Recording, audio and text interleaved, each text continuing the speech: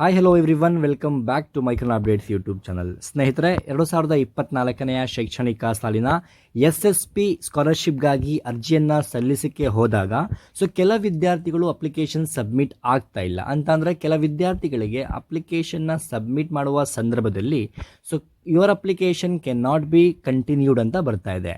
ಹಾಗಾಗಿ ಇಂತಹ ವಿದ್ಯಾರ್ಥಿಗಳು ಯಾವಾಗ ಅಪ್ಲಿಕೇಶನ್ನ ಸಬ್ಮಿಟ್ ಮಾಡಬೇಕು, ಯಾಕೆ ಈ ಥರ ಬರ್ತಾ ಇದೆ ಮತ್ತು ಯಾವಾಗ ಈ ಒಂದು ವಿದ್ಯಾರ್ಥಿಗಳಿಗೆ ಅವರ ಖಾತೆಗೆ SSP ಸ್ಕಾಲರ್ಶಿಪ್ ಅಮೌಂಟ್ ಬಂದು ಬೀಳುತ್ತೆ ಅಂತ ಸಂಪೂರ್ಣವಾದ ಮಾಹಿತಿಯನ್ನು ಇದೇ ಒಂದು ವಿಡಿಯೋದಲ್ಲಿ ತಿಳಿಸ್ಕೊಡ್ತೀನಿ. ಹಾಗಾಗಿ ತಾವು ಇದುವರೆಗೂ ನಮ್ಮ ಮೈಕ್ರೋನ್ ಅಪ್ಡೇಟ್ಸ್ ಯೂಟ್ಯೂಬ್ ಚಾನಲ್ನ ಸಬ್ಸ್ಕ್ರೈಬ್ ಆಗಿಲ್ಲ ಅಂತಂದರೆ ಮೊದಲಿಗೆ ಸಬ್ಸ್ಕ್ರೈಬ್ ಆಗಿ, ಹಾಗೆ ಪಕ್ಕದಲ್ಲಿರುವಂತಹ ಬೆಲ್ ಐಕನ್ನ ಪ್ರೆಸ್ ಮಾಡಿಕೊಂಡು ಆಲ್ ಅಂತ ಸೆಲೆಕ್ಟ್ ಮಾಡಿ.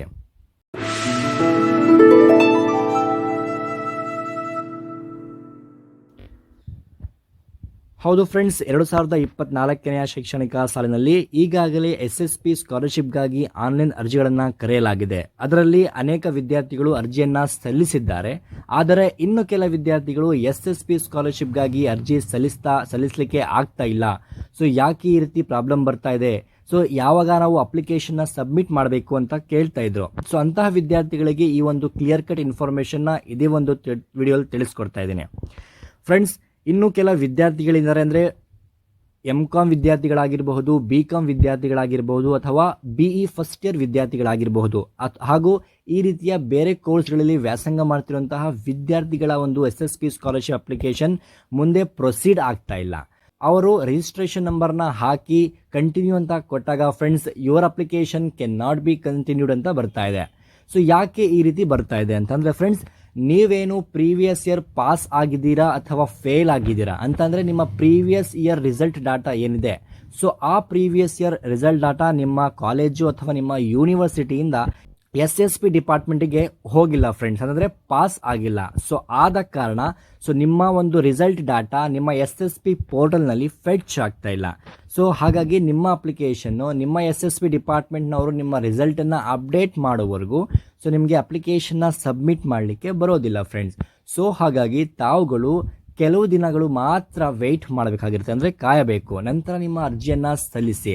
ಇನ್ನು ಈ ರೀತಿಯಂತಹ ವಿದ್ಯಾರ್ಥಿಗಳಿಗೆ ಎಲ್ಲಿಯವರೆಗೂ SSP ಸ್ಕಾಲರ್ಶಿಪ್ಪನ್ನು ಕೊನೆಯ ದಿನಾಂಕವಾಗಿದೆ ಅಂತ ಕೇಳ್ತಾ ಇದ್ರು.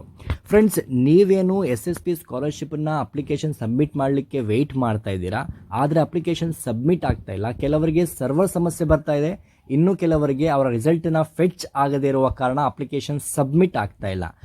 ಹಾಗಾಗಿ SSP ಸ್ಕಾಲರ್ಶಿಪ್ಗಾಗಿ ಅರ್ಜಿಯನ್ನು ಸಲ್ಲಿಸಲಿಕ್ಕೆ 31ನೇ ಡಿಸೆಂಬರ್ 2024ವರೆಗೂ ಡೇಟನ್ನು ಮುಂದೂಡಿಕೆ ಮಾಡಲಾಗಿದೆ. ಅಂತಂದರೆ ಡಿಸೆಂಬರ್ ಇದೇ ಒಂದು 2024ನೇ ಕೊನೆಯ ದಿನಾಂಕವರೆಗೂ ನೀವು ಅಪ್ಲಿಕೇಶನ್ನ ಆರಾಮಾಗಿ ಸಬ್ಮಿಟ್ ಮಾಡಬಹುದು.